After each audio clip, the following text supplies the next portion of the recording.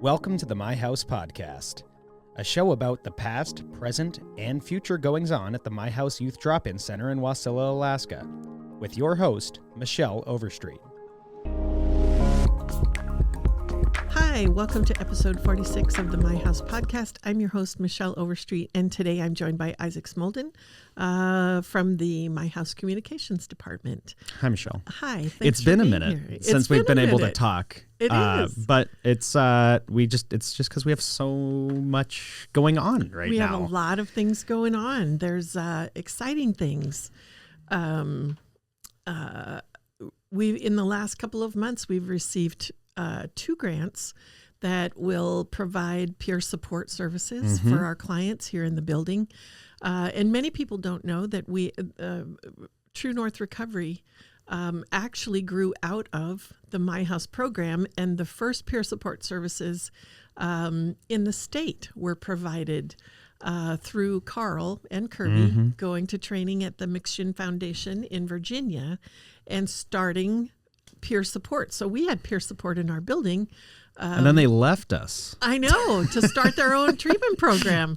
And they've been amazing partners, truly amazing partners. So this is... It seems to have worked out since they have more than 100 employees now. The largest, I think we can safely say, the largest collection of peer support and recovery staff members of any treatment organization in the state, in or Alaska. got to be close to it, right? Like, no question. I think we counted, and we have like 20 of our former clients that work for them that are in recovery in different capacities. So and they've expanded to Fairbanks and Ketchikan, and they do such a great job with as partners with our clients in the mobile crisis team, the Vida Nova residential treatment program. So this will be My House peer support working in partnership with True North Recovery, Set Free Alaska, Banyan Recovery, all of our recovery partners out here, and we're so blessed. We talked about this a lot. We're so blessed to have so many in the Mat-Su Valley. Yeah, we really,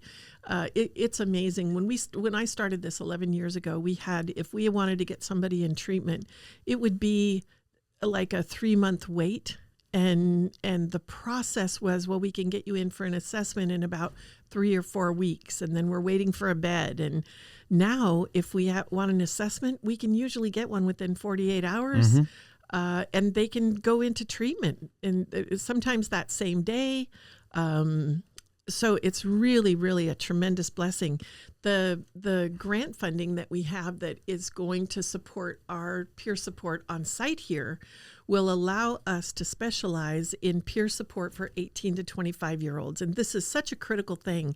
I didn't think about this until I started My House, and we started looking at kids going to treatment, kids meaning youth and young adults up to age 25. But we had youth and young adults going into residential treatment programs with somebody who was a 40, 45, 50-year-old IV heroin addict and had been an addict for years. It resonates differently. The peer support that came out of My House that works for True North Recovery really resonates with our younger clients and our younger demographic. And they talk about, I talked to Carly, and I talked to, the different people that are part of the True North team. And it's so much fun to see that connection happen and get them moving to a recovery posture. Yeah, and this is all in service of, and this is the kind of goal of this podcast, is to update everyone on the status of the building, right? Because these grants are new programs that we are getting off the ground now, that we're bringing in the staff for. We're going to be talking to a lot of new staff, hopefully in the next couple of months, across all the different podcasts. And these staff members are hired for these positions that are going to blossom into huge components of the new building. The update on the progress of the new building is that we have an update finally. There's a bunch of trees that have been knocked down on the property. I know that we broke ground very officially last year when we put our shovels in the earth. And then we have done this and that. We've cleaned up this and that, but this is a really big week because it's the first time that we've got large, cool construction equipment pieces that are out there knocking down trees and digging in the ground and starting to lay the framework for when things really kind of hit phase 2 and ramp up next year, and we're going to have a full-scale construction project going on. So we have updates that are on our social media, and hopefully some video that everyone will be able to watch while I was talking about all that of the cool big machines that are out there doing the work. But it's getting real. It's super, super exciting that when people drive by and they're not just going to see the sign, they're going to begin to see changes happening this year on kind of a week-to-week basis, but then next year on a day-to-day basis. Yeah. And those changes are really just the beginning, because that building is going to bring not only additional behavioral health support services like the peer support, but expanded services for our demographic and for an under 18 population as well. We'll have 64 additional beds for housing. We'll have crisis stabilization for an under 18 population, for the over 18 population, and behavioral health services available right there on site. We'll work in concert with the True North Mobile Crisis Team and have a menu of options. Right now in the Valley, services for youth age 14 to 24 are really sparse. They really are. There are kind of little pockets of different things that you can have, but for kids that are living in extreme poverty, with parents who are addicts, with parents who are in and out of homelessness, with families that blow apart, we have clients who both parents are deceased from overdose. It's very, very challenging to make your way as a young person without support and encouragement and a foundation underneath you of caring individuals that can kind of help and guide you. I think we have a school system that does an amazing job. They capture some of those, but part of our goal is to come alongside the schools, to come alongside the other providers, and to really fill in some of those gaps and prevent long-term homelessness by treating those who are at the greatest risk for becoming long-term homeless when they're young. Yeah, the number one question that everyone asks first is, what does the new building provide? And we've talked about it a little more vaguely in 30,000 foot level stuff, but really every program that's going into there either scales up what we already have, like adding 64 beds, or it establishes a specific program specifically for our clients. If you're 19, we can get you into substance abuse treatment. We can get you into behavioral health counseling, but it's not going to be tailored specifically for the demographic that we serve, which, to your point, really this age group, this population is in such a state of transition in their life.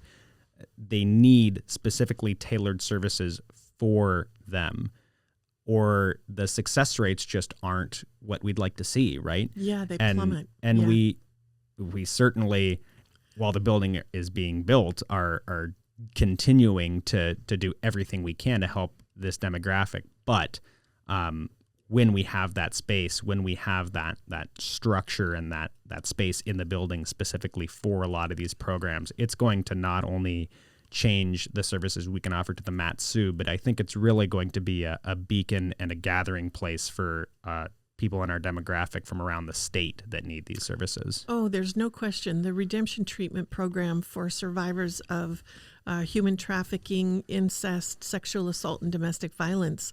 I think if we open that up right now, it would be full before we got the doors open. Yeah. It would be the only one in the state. It will be, barring anybody else standing something up in the meantime. And what people don't realize is that right now we have our statistics tell us that about 1 in 10 kids coming in the door experiences trafficking of some kind.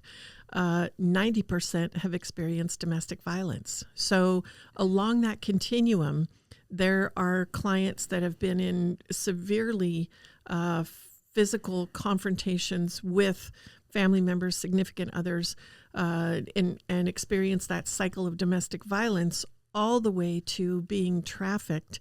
And on that continuum is a ton of information, prevention, logic models, training, support, education, insight, empowerment that helps them move from how do I break the cycle for myself of domestic violence and not engage in those relationships, to I've already been trafficked. How do I prevent that from happening again and get so far away from that I'm not even at risk for a domestic violence relationship, right?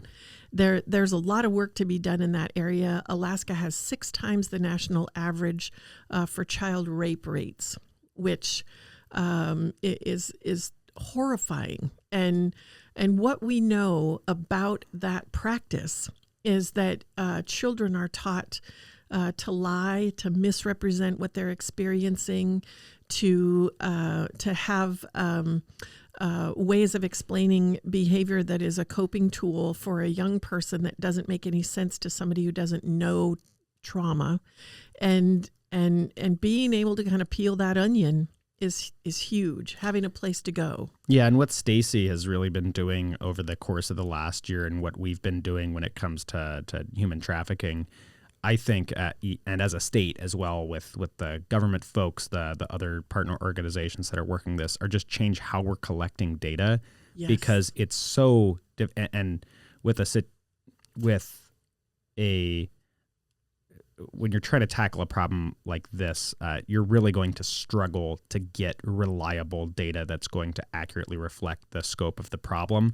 But we certainly have noticed that as we've changed our approach to how we ask questions at intake, how we collect data, that all of a sudden we're realizing that we have this larger need for services, and we're better able to assist clients that have certain needs related to experiencing those traumas, right? Complex needs. Yeah, 100%. And so that is really half the battle when it comes to this issue, is just accurately getting data on what the scope of the problem is. And then the service portion, the housing portion, that's we have systems in place for that, right? And so then we know that we can get those clients the assistance that they need at that point. And this, the building has a lot of beds and programs and spaces that are going to even better assist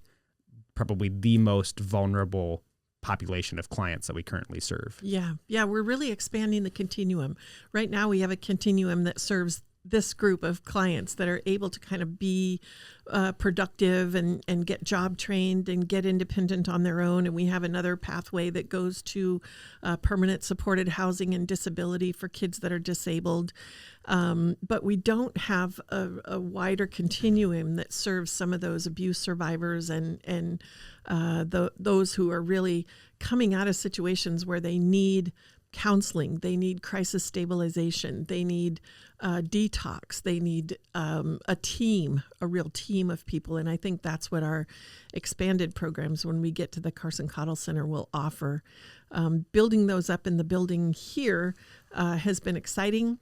All staff was a little crowded this Monday. I was sitting on the windowsill for most of all staff, so it's exciting. It's also it's a little scary because it's like, oh my gosh, like we have all these people all of a sudden. Like this is getting intense. This is getting serious. Right. But that's the nature of growth, right? And it has been super great to meet our new staff members and begin this we're not stopping with just the new folks that we've hired. It's going to continue, right? Yes. And we'll certainly get in the next couple of months, bring those individuals in, elaborate even more on the programs that they are serving. But yeah, it's an exciting time to be involved with My House, I would say. Yeah, there are lots of really good things going on. I'm excited in particular about the engagement of not just the new staff, but the Youth Advisory Board. They've been on deck and helping us design the building, giving us feedback on different aspects of how we want to provide services, where those touch points are for clients, what the continuum could look like. I'm really proud of I think at least two of our most active, our youth board of directors and our most active youth advisory board members are in recovery. And so getting some feedback from them about how do we help more young people get into recovery? You want to know how we prevent fentanyl deaths? We get more young people clean and sober so they're not out there experimenting or offering the opportunity to come into contact with fentanyl. And so getting feedback from them on how to engage that group, that subpopulation, and help them to get clean. And the peer support we feel like is a really powerful part of that. But another part could be music. There's an auditorium, a 220-seat auditorium in the Carson-Cottle Center that also has a cafe. We just spent time last week designing the cafe with Josh Broda, who's been on our podcast and who runs the Chop House in Settlers Bay restaurants and also the Angry Salmon down on the peninsula. And he helped us design the cafe. And the youth have said, we would like to have small plates and non-alcoholic drinks, mocktails for a happy hour before music events. What a cool thing. They have the opportunity to be trained to make those small plates, to make the mocktails, to be employed there. And so moving in the direction of really youth-led, youth-provided, they make the decision. There were a lot of people who were like, boy, you could really make some money with alcohol in a pre-concert situation. My thought always goes to nothing good ever really happens when you add alcohol in a big situation like that. Yeah. So the fact that they said we don't want alcohol in the building. That was the decision by our youth board of directors. I think to summarize all the changes in a neat bow for this episode, big graph guy over here. So, you have those curves where you kind of have the low percentile, the high percentile, and then the big curve in the middle, right? Yeah, the bell-shaped curve. Right. We're dealing with a lot of different issues: trafficking survivors, domestic violence, mental health, substance abuse, and the goal for outcomes is always 100%, right? And what this building does is, of our clients that on the y-axis are really getting to those sustainable positions, that all these changes make those edges of the curve a little less steep, and we get that curve, looking more just like a semicircle instead of something that's spiking in the middle. And then we also are bringing all those rates up along with, no matter what portion of kind of the homelessness or at-risk scale that we're dealing with. And so it is really exciting. To end, the last question is people asking how they can help. This is all very exciting, right? But it also presents us with a lot of challenges. When I've been out talking about it, that's what I've expressed is we have a budget to build a building, but we can't bring in the staff and build we have to have all these programs in place before we're in the building. You can't just hire 70 staff at a time. And so consistent donations are huge, obviously. Huge. The grants that we've received from a lot of the foundations in our community are huge. We've certainly applied for more, and we've asked for a lot of support to get those programs in place, and the reception has been really positive. Volunteers as well. Volunteers helping with men's and women's empowerment, with Supper Club. Just swing by, talk to Patty, fill out a volunteer form if you have capacity, even if it's once or twice a year doing Supper Club or helping with this event or this activity for our clients. It goes a long way, right? And just letting people know, spreading the word, sharing this podcast, like, subscribe, ring the bell, all that type of stuff. Help us better inform the community so that everyone knows where we're at with this project, who we are, what we do, and what it's going to bring to the Valley and to the state, right? Something as simple as just letting a family member or friend know more about this program is absolutely huge when we're talking about it's beginning still at the beginning phases of this period of growth that we're experiencing. Yeah. Come join us. Yeah, 300 North Willow Street, downtown Wasilla. Yeah, thank you, Isaac. And that's all the time we have for today. The My House podcast is recorded at the My House studio in Wasilla, Alaska. I'm Michelle Overstreet. Until next time, stay tuned. We're going to talk more.